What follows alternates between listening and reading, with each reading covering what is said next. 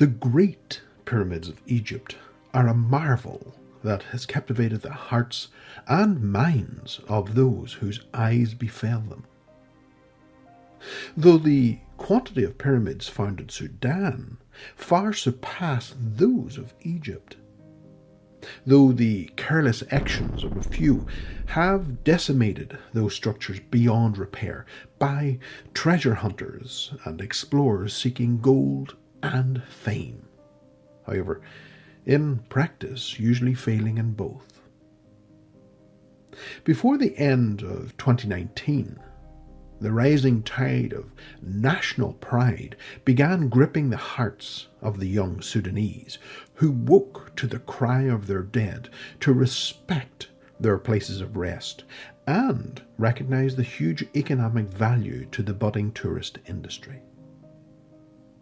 However, a systematic rise of the water table filling the underground chambers beneath the pyramids is sealing the places of the dead from the world of the living. Ironically, water was seen as the medium within our ancestral world to lead the way to the world of the spirit.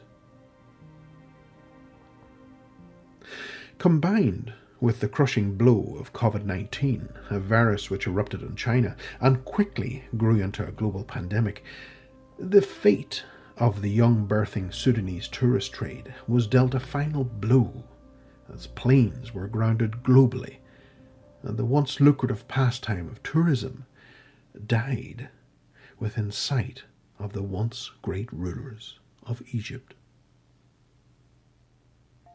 Speaking of China, they also have their own pyramids, though little is known of their history, and even attempts to hide them from those pesky satellites have not gone unnoticed as they planted trees on their slopes. But ultimately, their roots doing more harm than good to these very ancient pyramids.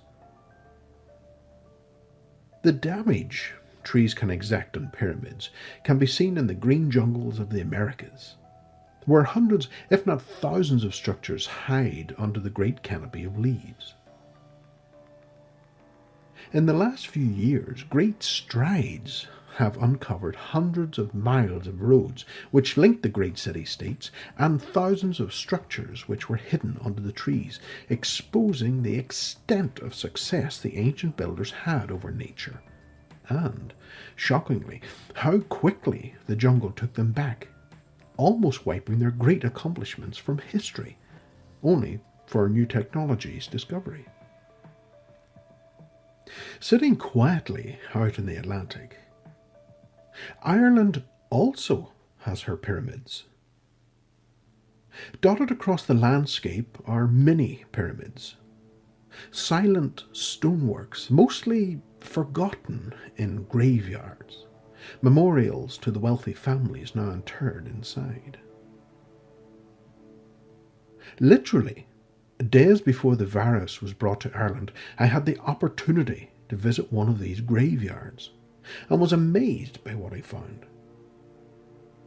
Down a quiet, overgrown country lane on the outskirts of Glandore, which in Irish means harbour of gold, are the unassuming grave markers of this 12th century church, whose ancient stone walls are nurtured by the reassuring hold of ivy.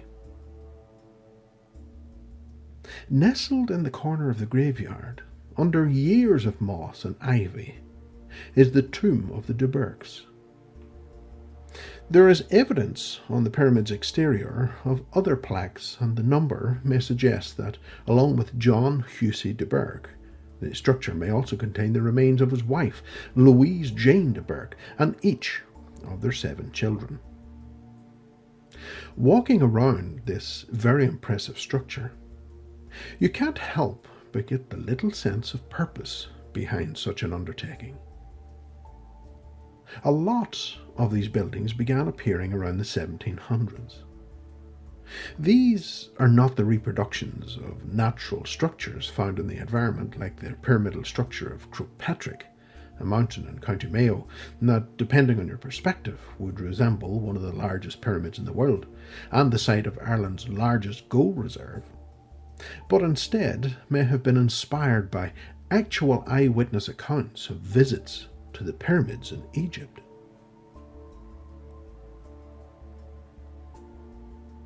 Take, for example, the Kinnity Pyramid in County Offaly, which is now the resting place of the Bernards. This structure was built and possibly inspired by Lieutenant Colonel Richard Wesley Bernard, who, whilst a member of the British military, served for a time in Egypt.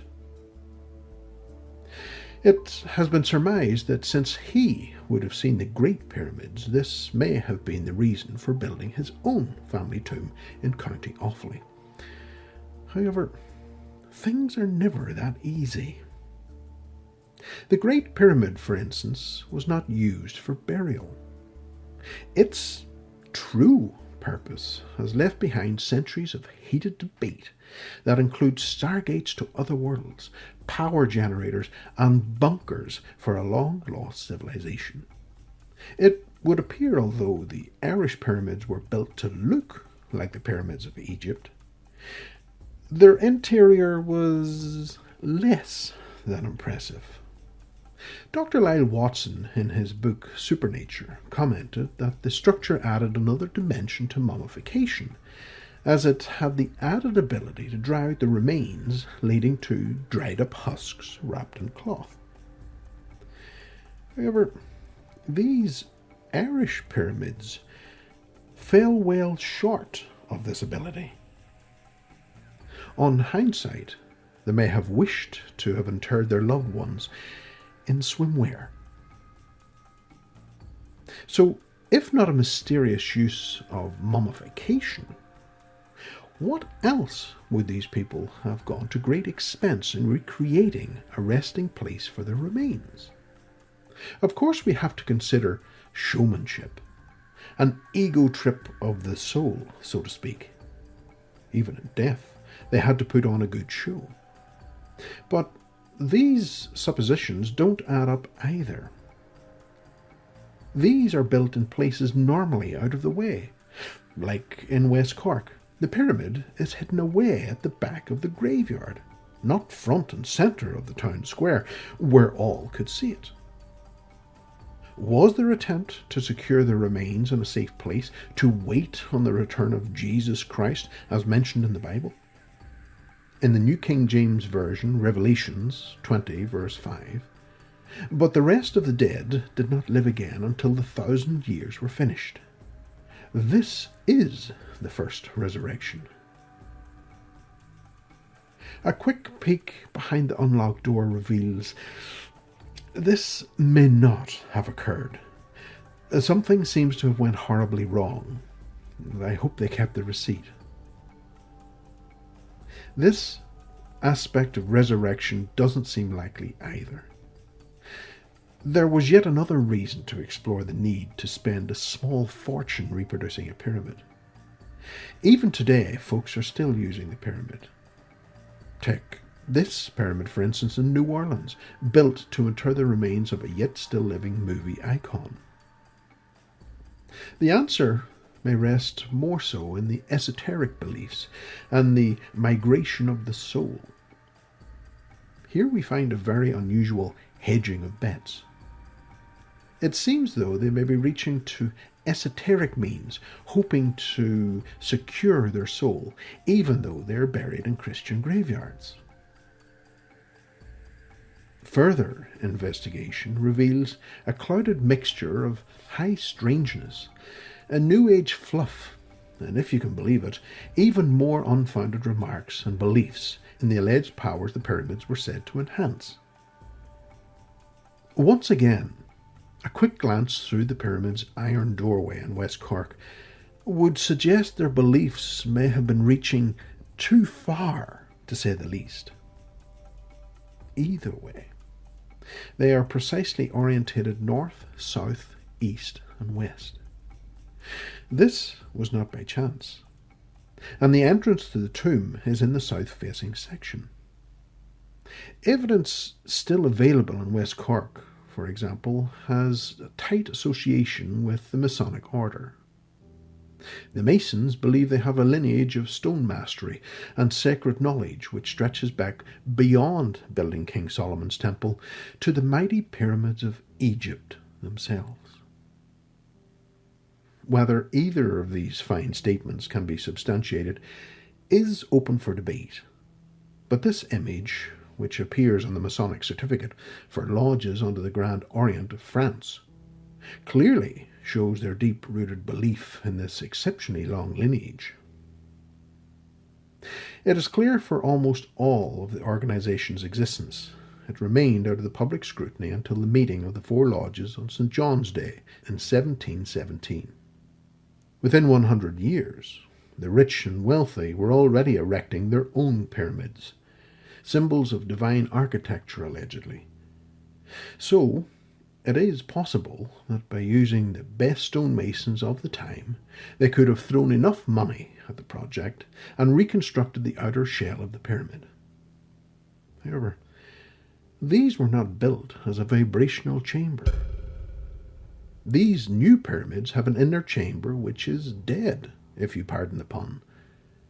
Nor did they utilize light, which was a key process adopted from the Neolithic builders and was later seen in Solomon's temple, a feature which travelled from the east and seen in buildings like Rosslyn Chapel in Scotland, which has associations with the Knights Templar.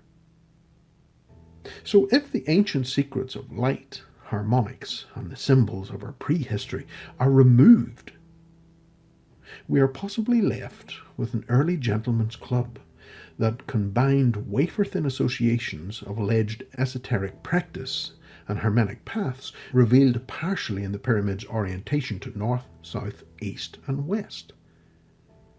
Throw into the mixing pot some Rosicrucian mysticism with claims of an ancient path, and we are left with symbols such as these pyramids that have evolved into powerful icons of government and power that actually were repurposed between the 14th and 16th centuries. Today, the quiet Irish graveyards and country estates are hosts to the pyramid cult, a symbol which has come to be repurposed just as many times as those of the cross and the sparrow.